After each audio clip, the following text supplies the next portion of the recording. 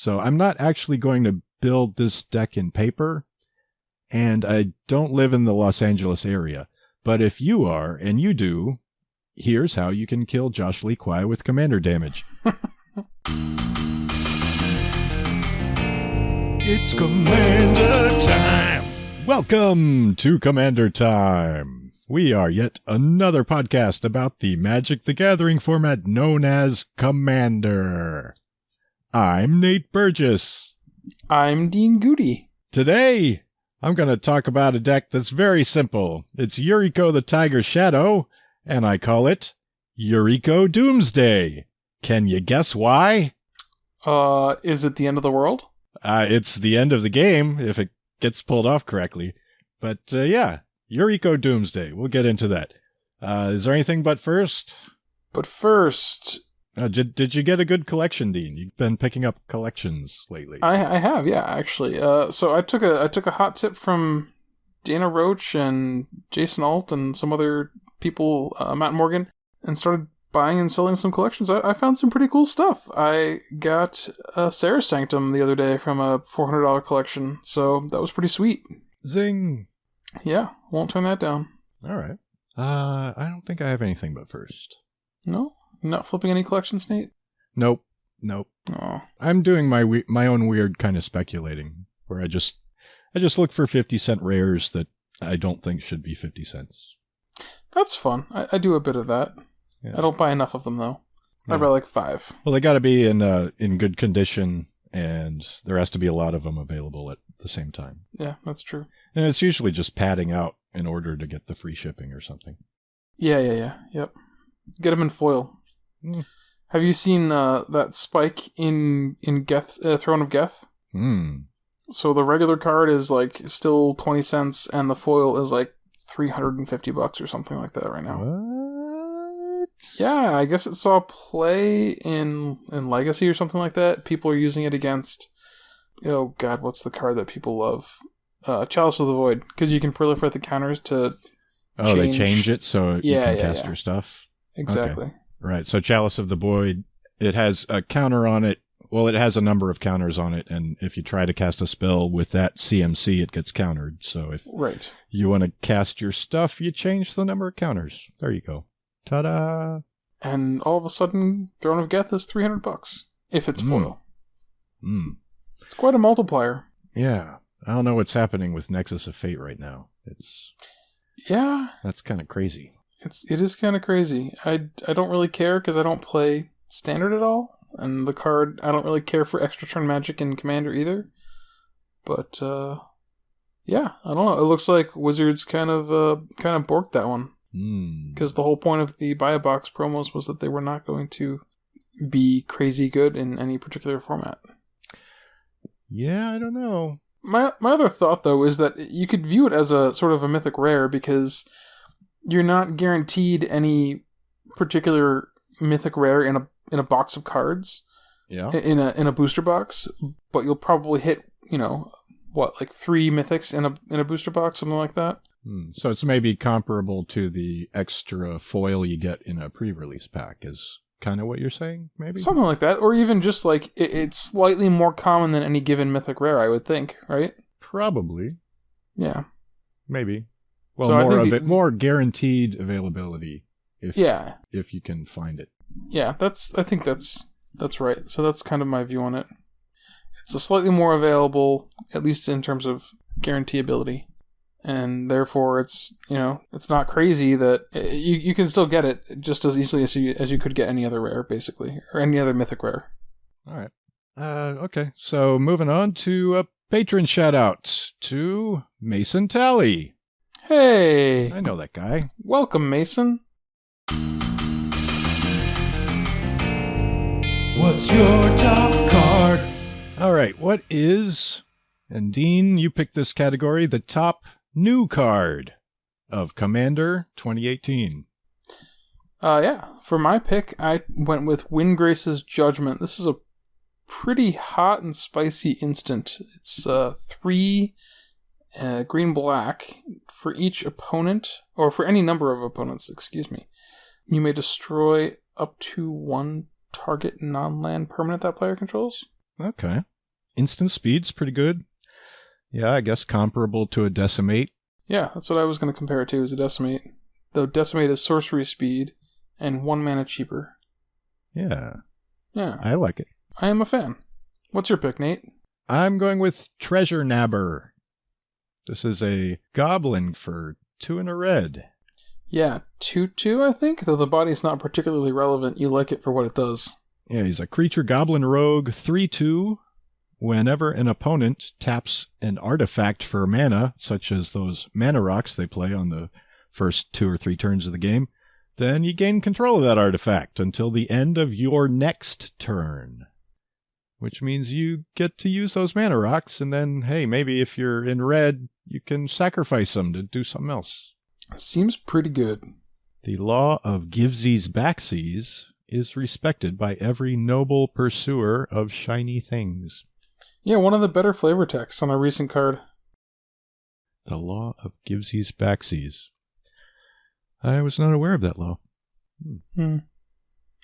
So you're not going to give it back? Not if I have a sacrifice outlet for an artifact, like maybe Throne of Geth, and I'll proliferate all the stuff. Yeah. Or KCI. I wonder if that'll make the price of KCI go up even more. Oh, great. And KCI is Krark Clan Ironworks, and it's basically an Ashnod's altar for artifacts. Yeah, it's exactly what it is. Lets you sacrifice an artifact and get 2 colorless mana. And there are some combos that you can do with At that. instant speed. Yeah. Main topic? Yeah. All right. The main topic. Yuriko, the Tiger Shadow. She is a ninja in ninja colors. Being blue-black? She is 1 blue-black, but I'm never going to pay that. I'm never going to pay 1 in blue-black for Yuriko the Tiger Shadow, because she's a legendary creature, human ninja 1/3, but she has commander ninjutsu. For blue and a black, commander tax is not affected by this. For blue and a black, return an unblocked attacker you control to hand. Put this card onto the battlefield from your hand or the command zone, tapped and attacking. Command zone tax does not apply.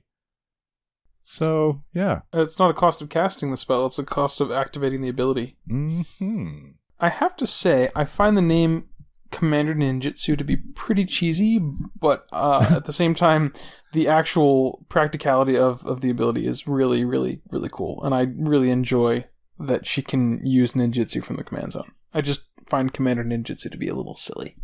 Well, it's descriptive, and it's better than Mega Ninjutsu, or... It's better than Mega Ninjutsu, yes it is. Although maybe that's debatable, I don't know. Listeners, if you think Mega Ninjutsu is a better name, then let us know. Yeah, absolutely.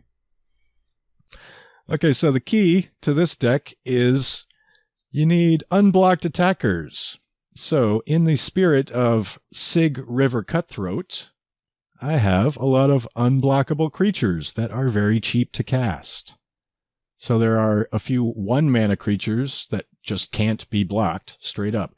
Gudul Lurker, Mist-Cloaked Herald, Slitherblade, Tormented Soul, and Triton Shorestalker. Most of those cost a single blue, one of them costs a single black, but they just can't be blocked, which is great. Super good. There are a few more that are 1 mana that are sometimes unblockable. I won't go over them, but they have things like Fear, Menace, Swamp Walk, Island Walk, Flying, and Skulk with a low power. So some of those are better than others. I like Swamp Walk and Island Walk better than the other options there. People are usually running islands or swamps, or maybe both. Yeah. Then I have a bunch of 2-mana creatures that are usually unblockable. And I'm including things like Shadow, Horsemanship, and Protection from a given color. And for Shadow and Horsemanship, they're unblockable unless your opponents have Shadow and Horsemanship, which means they need to include a specific type of card to be able to block your stuff. And protection from a given color, there's not much they can do about that unless they're playing their blind seer deck and change colors on you. It could happen. I've seen it happen. Yeah. And even though this is a ninja deck, I'm not really running any ninjas here. I think I'm running one of them, the Walker of Secret Ways, which allows me to return a ninja to my hand.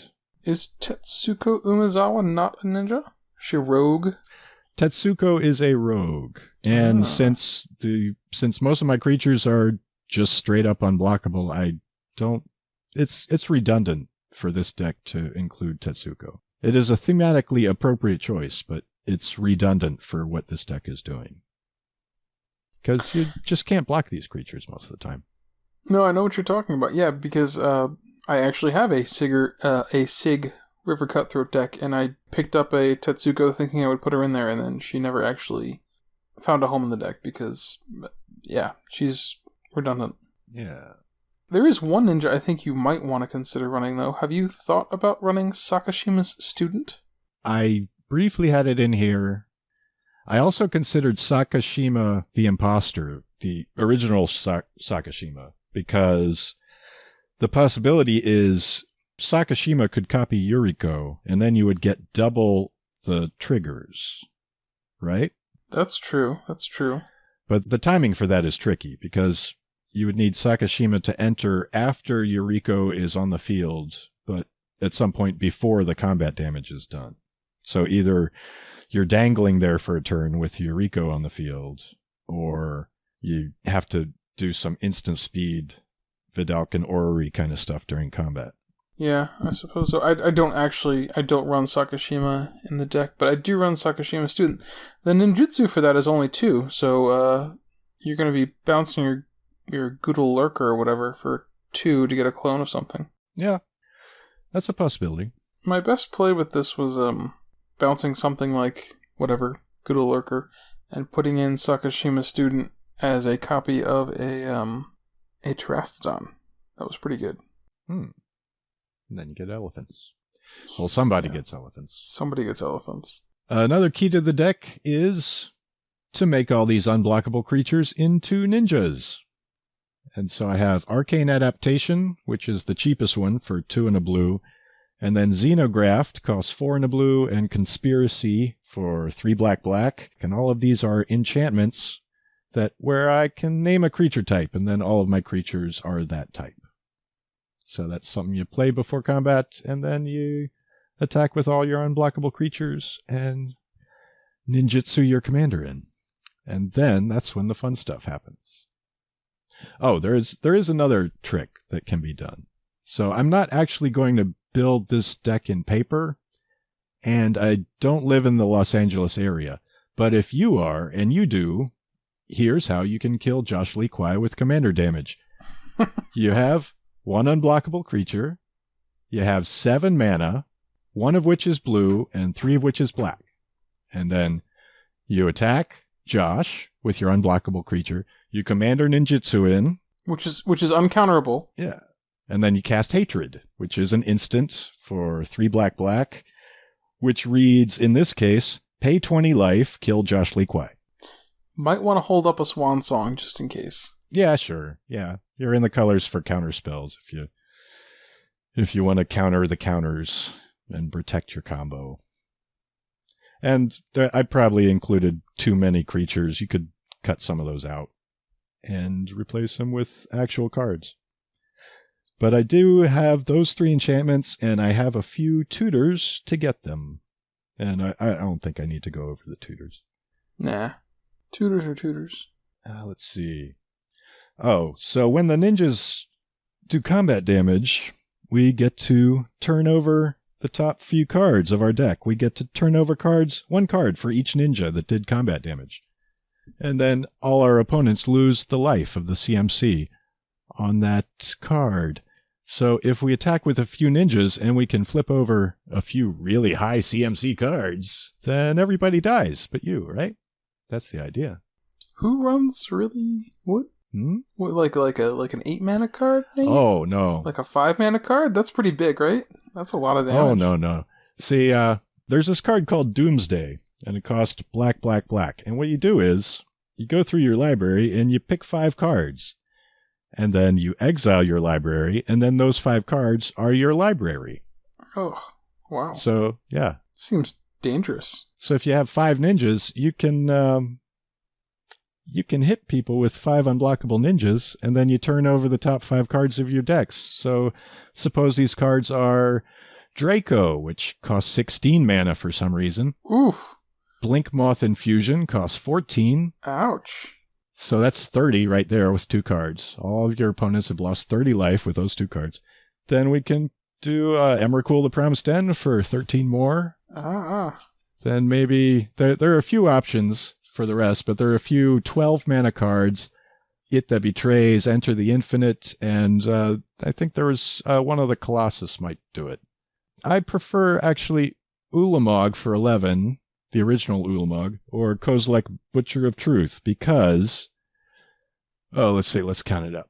So at this point, they've taken 16 from Draco, 14 Blink Moth Infusion, 13 from Emrakul, so that's 43, then 10 more, 53, 11, 64. My opponents have lost 64 life. Are any of them still alive? That seems pretty good. Maybe the Oloro player? Maybe? Yeah, maybe. But not for much longer? Yeah, so if they are still alive, then if I had more than 2 cards in my hand when I did this, because I put those 5 cards in my hand after my opponents lose all the life for the CMC, and then I get to discard. Maybe I discard Ulamog or Kozilek, which shuffles my graveyard back into my library, so next turn I have a library again, so I can keep doing it. Wow. Yeah. So That's if I great. can survive another turn, I can still do it more times. Hey, you could also put Nexus of Fate in the deck, and that would go back in on the bottom. Yeah, or Beacon of Tomorrows. There you go. Or the Blightsteel or the Darksteel Colossus. If I put those in the graveyard, they'll single shuffle. They won't shuffle the whole graveyard back in, but they'll individually give me 1 card in my library. Which is enough to survive drawing a card off the top. Yeah. One other card that I thought was neat is Mana Severance. If you haven't tutored Doomsday yet, then you can play Mana Severance and get all the lands out of your deck, so that every time you hit with a ninja, you're going to do damage. And you're never, ever planning on casting those really high CMC cards, probably, right? Right. So I'd imagine, and this is just a guess, I haven't actually looked at your deck list, you could probably run a really, really, really low, lean mana curve with a really small number of lands, couldn't you? Mm-hmm. I got, I have 36 lands. That's low for you. Yeah. Which is probably high. One of them is Creeping Tar Pit, which has the potential to become another unblockable creature. I thought I should mention that. Most of your deck probably costs just 1 or 2 mana, right? Except for like the enchantments like Arcane Adaptation and Xenograft. Yeah, let's see. So I have 15 cards that are 1 mana, 31 cards that are 2 mana, and that's 46 cards. That's about half the deck right there. Yeah. And then all the rest are scattered around. There's a few sprinkled in from 10 to 16, 1 or 2 of each of those. And there's a few at 3 and 4 and 5 and 6. You could probably run like 30, 31, 32 lands, maybe like Athreus does. Yeah. Because once you hit 2 lands, you can pretty much go to town with your small creatures, and then you ninjutsu in Yuriko. Yeah, you do want to get more than 1 creature on the field before you start putting Yuriko in. Why's that? So you attack with the creature, and then you ninjutsu your commander in, and then that creature goes back to your hand, but then your next turn you have nothing to attack with but Yuriko. Which is okay, I guess, if, it's okay for her to run headlong into death in combat, because it's not going to cost you any more to bring her back in the next time. Right. I threw in Meek Stone because the creatures in the deck are low enough power that it won't hurt me at all. And you could use something like Erratic Portal or Crystal Shard, which are artifacts that you can return. You can return one of your own creatures back to your hand, is the effective use for it. Yeah, you could also run Cloudstone Curio, so whenever you drop an unblockable thing, you can bounce Yuriko back to your hand. Is that a May ability? You may return another permanent you control that shares a permanent type with it to its owner's hand. Yep, it's a May. Yeah, maybe. Have you tested it yet? I played it against you. Yes, you did. Our last game. What happened in our last game? Our last game was... I don't think I wrote it down. No, I don't think you did. The last games I can remember were the ones where I played Krav and Regna. Okay. Did we play more since then? I don't think so. No. Okay. So Krav and Regna are actually pretty good. I remember winning a couple... We played a couple of games, and then we had a sort of a lapse of play, and then we played again, and I played Krav and Regna again. So I remember in our very first games that Krav and Regna performed very, very well, though I don't think I remember specifics from that. I was able to just keep on spamming life gain effects and tokens, which at one point I just got a disgusting amount of value and took over the game. Yeah, stuff like Soul Sisters is great in Krav and Regna, and I remember using that kind of thing, and what's the one-mana enchantment? Councils something? Authority of the Consuls? Yeah, Authority of the Consuls. That one was fantastic. All your stuff comes in tapped, and I gain life for it, and then at the end of the turn I make tokens for it. And then I swing... I think I Anthem the tokens, and then I swing with them. I don't think that was against Yuriko. No, not against Yuriko. I think that was our very earlier games. Playing later on with you against Yuriko was... That didn't go quite as well. Yuriko was pretty good. And by pretty good, I mean you crushed us with the Doomsday combo at least once. Did you hit us twice with that? As long as I get the combo, it tends to win right then and there. Yeah, it's very hard to stop that. Unless you have, I guess, counterspells or spot removal to stop Yuriko from coming in for the lightning round. Yeah, I guess a fog could do it too. Yeah, that's true. A fog would actually be pretty funny, I think. Doomsday. Hey, wait a minute. It's awfully cloudy in here. It was clearly marked on the calendar, but today was Doomsday. Okay, we've postponed Doomsday for tomorrow. I have always wanted to build a Turbo Fog deck, Nate. Maybe I will do it just to play against Yuriko. All right. We'll see what happens. Well, you'll never deal any combat damage. That's one thing. So here's a question related to fogs, but not particularly on topic for what we're talking about.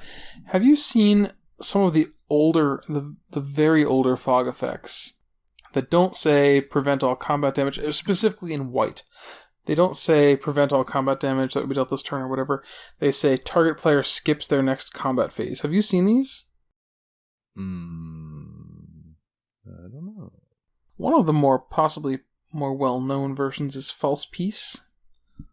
This is out of a couple of sets, I think. Portal and Starter 99. Target player... This is actually a sorcery. Target player can't attack on his or her next turn is the old wording. Target player skips all combat phases of the next turn. What do you think about that kind of a thing as opposed to playing an actual fog? It's sorcery speed. Target player can't attack on his or her next turn. It's pretty situational. Yeah. There's also Moment of Silence, which is an instant version of False Peace. Yeah, I would prefer the Moment of Silence, because I don't know what hasty stuff they're going to cast in their first main. Sure, yeah. I think they're interesting. There's also Intimidation Bolt is a cool one. 1 red-white Intimidation Bolt deals 3 damage to target creature, and other creatures can't attack this turn. The thing that I like about these sorts of effects is you can prevent attack triggers like Ulamog, where the top 20 cards of your library get exiled. Mm-hmm. So, just something to think about when you're considering your next fog suite. Maybe you want to add some stuff that just prevents the combat step from happening altogether. You put these on a Sunforger or Isocron Scepter. Would it work with Sunforger? Is the timing okay on that? The instant version would work. The intimidation bolt and the other thing. But the sorcery would not work. All right. Just stop all the combats. I don't want to. Well, not when you're the one with the Ulamog. Yeah, I do. I have used Backlash before in Rakdos. I like Backlash. That's a red instant, 1 black-red, where in someone else's first main phase before combat, you cast it and tap their creature, and then it does damage to them. Yeah, Backlash is pretty sweet. There's actually a functional reprint of Backlash. Yeah, I saw that in your Zanzibar build. Yeah. Speaking of which, I think we'll talk about that next time. Absolutely. And is that the episode? I think so. Okie doke. Visit us at patreon.com/commandertime. You can find me on Twitter at Grubfellow, at Detective Yarmits, at Mr. Plorg. Yeah, don't record those, Nate. Too late. Oh no! Now everyone will know that you belch sometimes. Ah! Humans don't do that. Greetings, human mortals. Now let me do that. No, you have to use it now. Welcome to Commander Time.